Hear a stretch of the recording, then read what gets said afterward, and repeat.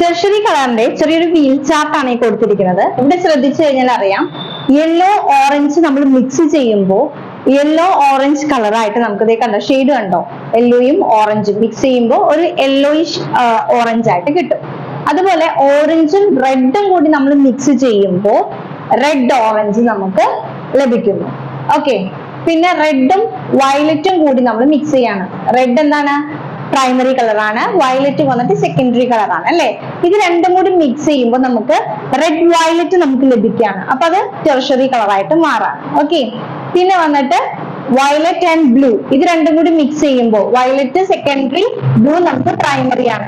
ഇത് രണ്ടും കൂടി മിക്സ് ചെയ്യുമ്പോൾ ബ്ലൂ വയലറ്റ് കളറാണ് ലഭിക്കുന്നത്. പിന്നെ ബ്ലൂവും ഗ്രീനും, ബ്ലൂ പ്രൈമറി, ഗ്രീൻ സെക്കൻഡറി. അപ്പൊ ബ്ലൂവും ഗ്രീനും കൂടി നമ്മൾ മിക്സ് ചെയ്യുമ്പോൾ ഇവിടെ കണ്ടോ ഒരു ബ്ലൂ ഗ്രീൻ കളറാണ് നമുക്ക് ഇവിടെ ലഭിക്കുന്നത്.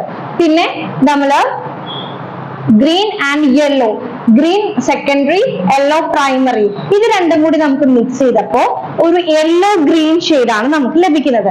അപ്പൊ ഇങ്ങനെ വരുന്നതാണ് കണ്ടോ, ടെർഷറി കളേഴ്സ് ആണ് ഈ കൊടുത്തിരിക്കുന്നത്. Yellow green, yellow orange, red violet, blue violet, blue green, yellow green ഒക്കെ ഇങ്ങനെ വരുന്നതൊക്കെ എന്താണ്, ഒരു ടെർഷറി കളേഴ്സ് ആണ്. അതായത് പ്രൈമറി കളറും സെക്കൻഡറി കളറും മിക്സ് ചെയ്തിട്ട് കിട്ടുന്ന കളറിനെയാണ് നമ്മൾ ടെർഷറി കളേഴ്സ് എന്ന് പറയുന്നത്.